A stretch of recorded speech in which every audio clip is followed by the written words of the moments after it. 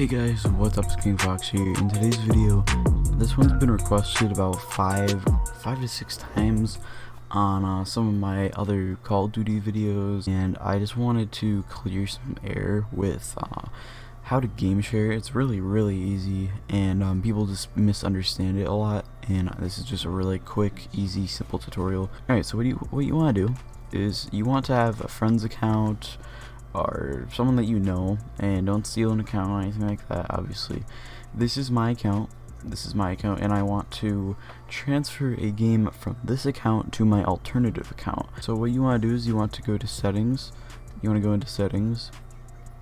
and oddly enough, for some reason Xbox or Microsoft puts it in personalization, which makes no sense.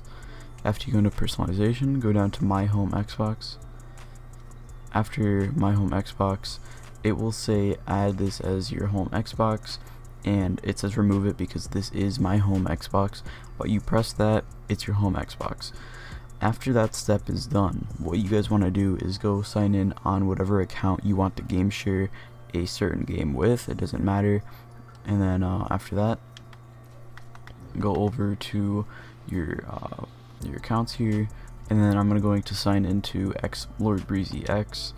So sign into that. I'm in this account now.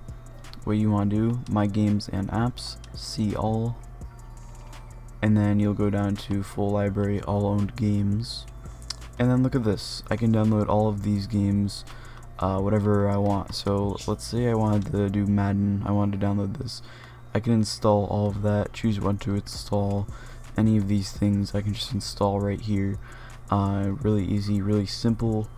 And there's a huge misunderstanding with all this for some reason. Hope you guys do enjoy the video. Make sure to like, subscribe, and I will be uploading more often. So take care guys, God bless.